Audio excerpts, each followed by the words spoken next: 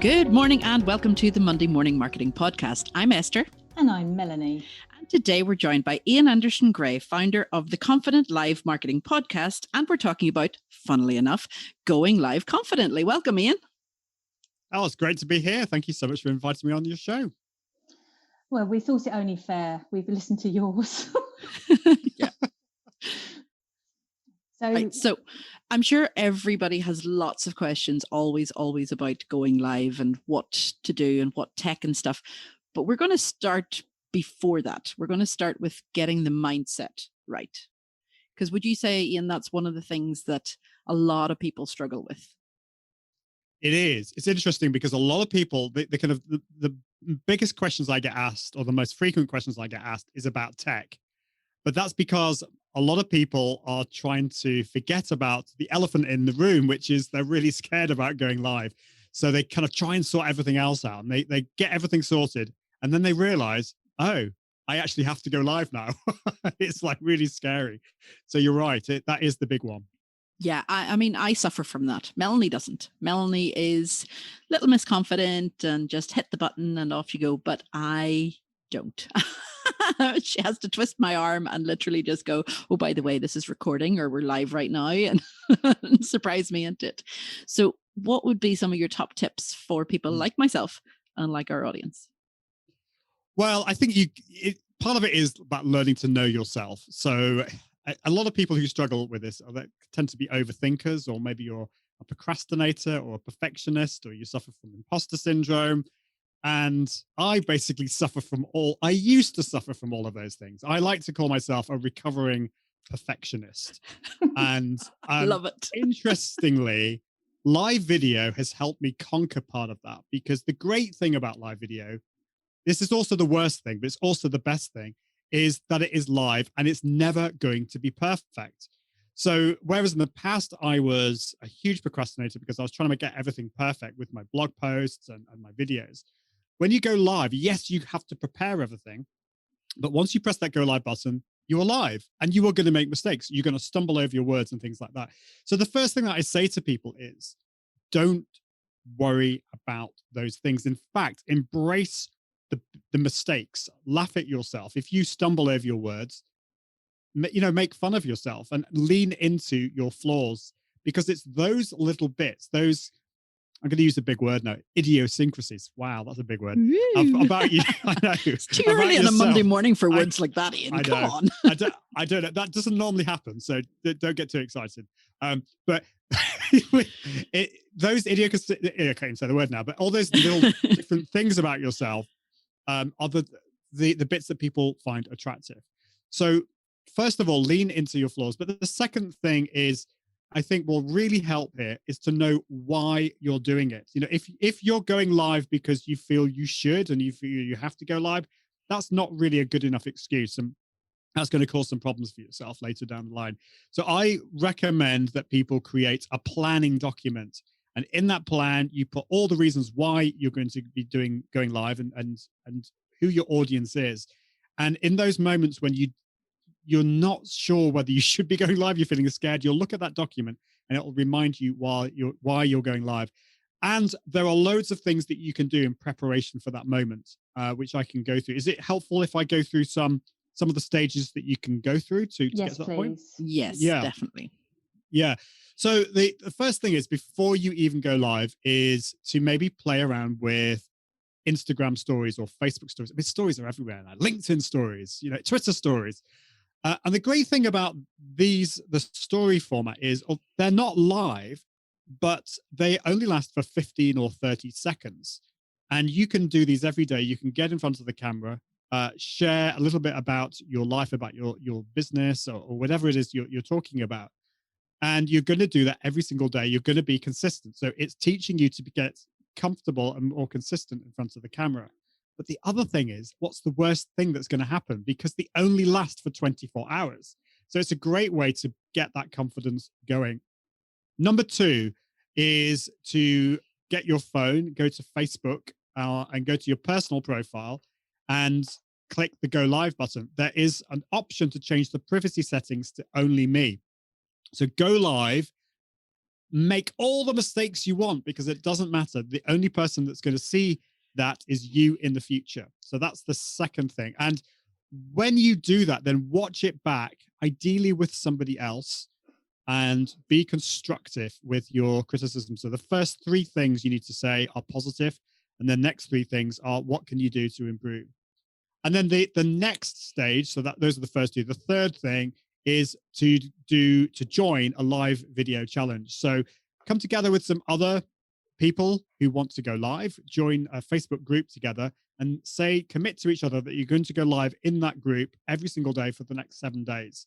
Make all the mistakes you like in there, because it's a safe place, and that's the best place to practice that. And my goodness, I can tell you loads and loads of mistakes that I've made. In fact, I still make to this day, but it doesn't matter, and it's a great way to get started. So those are just a few things. I mean, there are so many other things I could talk about, but that's a good place to stop probably for now. Right. Challenge accepted. You and I are going to start a group as of today, and we're going to be going live every single day in the group. Oh, you're talking to Ian. Oh, no, great. No, okay. no, yeah. No, go no. ahead. Go ahead. You make it second nature at some stage, Esther. Yeah. No, I try everything to avoid going live. It is a scary thing. So what stops you? What's the thing that's happening in your head, if you don't mind me asking? Everything. It's the making the mistakes. It's the, wearing the makeup. I mean, as a guy, you don't have that issue, but it's, getting the set right. And, Melanie laughed at me the other day. I was cleaning the door just because it was, maybe I was the only one that could see it, but yeah, I just don't having things in the background and distractions. And I mean, right now we're, nobody can see me doing the podcast. So I'm fine with that. And I've joined Clubhouse recently, fine with that, because there's no video. So, I have a perfect face for radio. But you see, that's such a common thing for people to say, and I've struggled with that, because I didn't go live for a whole month because I was worried about my background not being great enough, and my background's still not that great. I feel I still need to do things. I've got a little tree there with some lights. I've got a few colors in the background, but I'm still not happy with it. But I realized that I'm not even absorbing that. Ian. Exactly, that's the thing. So that brings me on to a really, really important point. So going back to that time when I didn't go live for a whole month because I was worried about my camera, I was worried about my background, and I was looking at these other live streamers out there who had, in my opinion, amazing sets, and I was suffering from comparison syndrome. Yeah.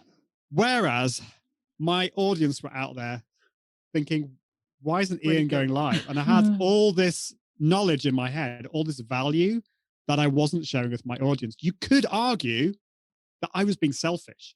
And so when it comes to your live streams, you need to think, who is the most important person? And the most important person, I hate to say this, is not you. It was not me. The most important person are the people you're serving. It's your audience. And if you have a guest, the next most important person is your guest. You're bottom of the pile. You're there to serve the people. And if you start to worry about your camera, about your background, and all this kind of stuff, and getting self-obsessed, you're actually being selfish. And I've really struggled with that over the years, but I found that piece of harsh advice, and it is quite harsh, really helpful, because at the end of the day, as Melanie you were saying, you're not really looking at my background. Yes, I think it is good to improve it over time, and it can be distracting, but at the end of the day, it's what I'm saying that's important. And so I think that's what we need to remember. Stop getting self-obsessed and get on with it. And I'm saying that to myself. It's a reminder to myself continually to do that. I have another question here is, some people, okay, they accept they have to go live, but what ratio, in your opinion, do you feel businesses need to go live in comparison to maybe doing ads or just general marketing on social? Well, it kind of depends on your overall strategy. But I mean, first of all, it's a good idea to talk about the advantages in going live. From from a reach point of view, still even today, a lot of the channels such as Facebook will actually give live more of a reach than standard video. So that's an important thing to consider. It's also a great way to reach your audience and for them to have full access to you so they can ask questions. And so I would say it's important to go live, I think, for most businesses at least once a week so that you can serve your audience. But also that's really important for you to be consistent. I know for myself, if I miss a week or two, like if I'm on holiday or vacation and I come back to it, it takes a few tries to get things going again, but to get my brain into that. So I think once a week. But then of course the other thing, the other big advantage about live video, which we haven't talked about yet, is the fact that it's a great way to create content. Now, I said I'm a recovering perfectionist. It took me sometimes months to create my blog posts. Yes, there were monsters. They were like sometimes 8,000 to 10,000 words long. But with live video, once you've sorted all that tech out, you press that go live button, you're creating content without even thinking, almost, And so at the end of it, you can then repurpose that into a blog post, into a podcast, which is what I do, into social media images. So for that 1 hour or half an hour for the show, I can create all this other content. And so doing that consistently for that, but also for your audience, is so powerful. And so I think it's a good idea to do it once a week. Okay. And now you've touched once or twice on tech. For startups, for sole traders, for those who don't have the time, the money, the resources, what tech and software can they use or should they use to start with? And budget as well. Yeah. Well, so most people will have a device that does all of this for them, and it's called a smartphone. So whether it's an iPhone or an Android phone, you can go live on Facebook for free, either to your profile, your group, or your page. You can also do that for, Instagram Live, you can do that for. Periscope is going away. It's to be replaced with Twitter Live. LinkedIn Live, you can't go live from your phone at the moment, but that may change. So yes, that's the best place to start, is from your phone. Now, there are disadvantages with going live from your phone. First of all, bringing in a guest is not always possible, or it can be a little bit buggy. You can't schedule, depending on how you pronounce that word. I always get confused. And so if you want to schedule in advance, you can't use that on the phone. But I think it's the best place to start. Go live on your phone. I personally, though, prefer going live from my computer, because that's where I do most of my work. And it also means I can share my screen. I can also schedule in advance and do all those kind of cool things. And it's not that difficult. There are some tools out there that can really help with this. The one I use is Restream, and they've got a free plan, and you can share your camera on there. You can have up to 9 guests as well. And that brings me on to another thing to think about. In some ways, apart from the tech is maybe a little bit more complicated, but it's a lot easier to do a show with somebody else, going live with somebody else. Then you can just have a conversation. And so although going live from your phone is easier from a tech point of view, it's kind of easier to go live with somebody else, and then you can have a conversation. And so for that, I would use a tool like Restream. If you're a Mac user, I'm a massive fan of Ecamm Live. There's a bit more of a learning curve, and that's not free. It's pretty inexpensive, but it's a monthly fee. But just a few different ideas there to get started with. Okay. Now, I wanted to ask, as we're all marketers here, and we all know that getting our content out to reach our audience at the right time with the information that they need to know.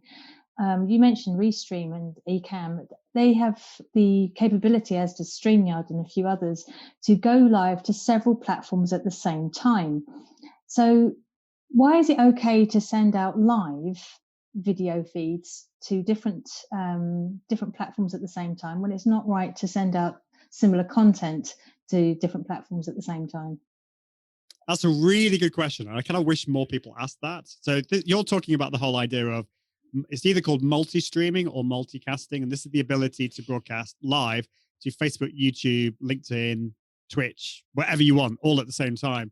Now, in the past, I would definitely recommend against this, particularly for beginners, because it's more complicated. And also you used to have this real issue of the fragmentation of the audiences and the comments. So what's really important with live video is that you get engaged with the different audiences out there. So if somebody's posting on Facebook, but you're just monitoring the comments on YouTube, you're going to miss out all those conversations on Facebook.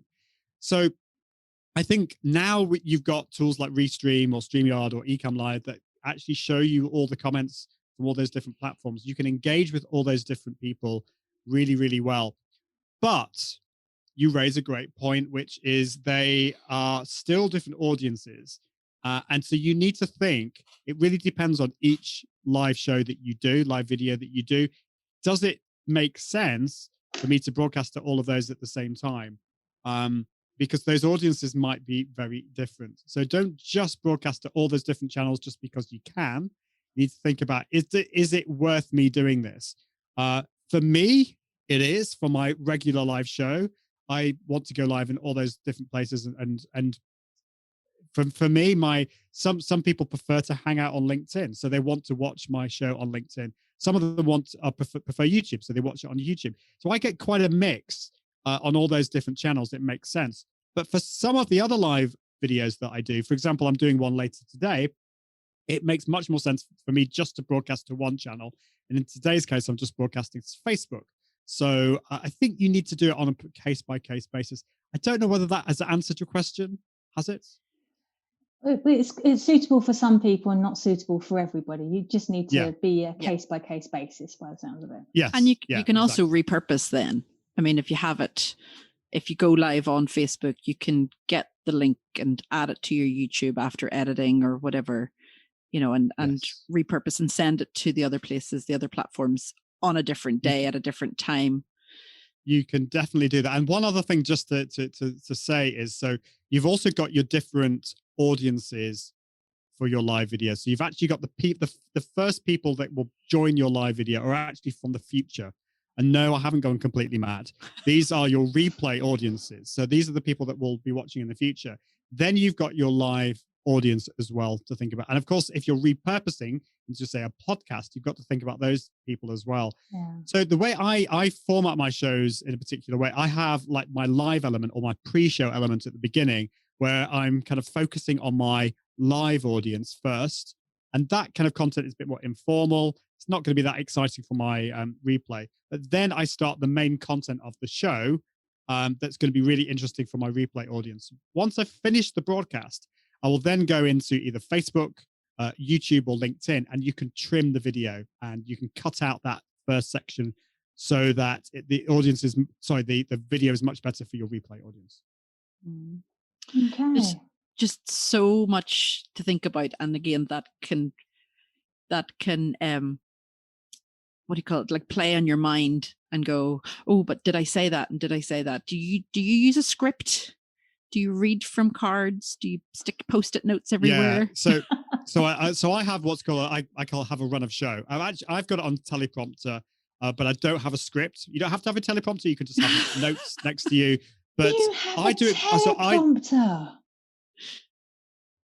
Oh my God! What a gadget! It's an iPad teleprompter, and they're not that expensive. So you just put your iPad, and it reflects onto this kind of glass, and then my camera's behind that. So what I do there is, I'm just getting over Melody's just excitement here about the tech. It's really funny, but it is great. But you don't. What I'm saying is, you don't need this. But what I do, so a lot of people suffer from what I call, this is the technical phrase, brain mush syndrome, which is when you press that go live button, your brain goes to mush. Happens to me. So I have the first couple of sentences written out, so I know exactly what I'm going to say, including introducing myself. So it'll be like, hello, my name's Ian Anderson-Gray, just in case I forget. So I have that.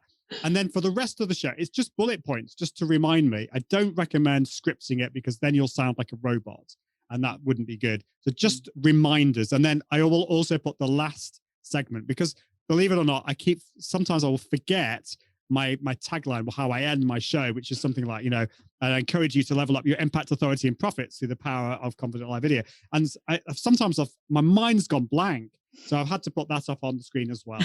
So definitely do that. There is so much more that we could talk about today, Ian. But you have a giveaway. Tell us about that. I do.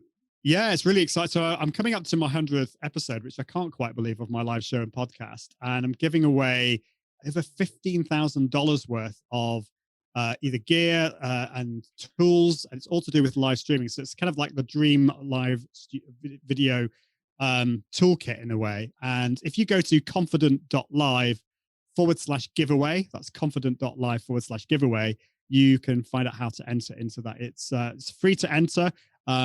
But yes, that's to celebrate the 100th episode.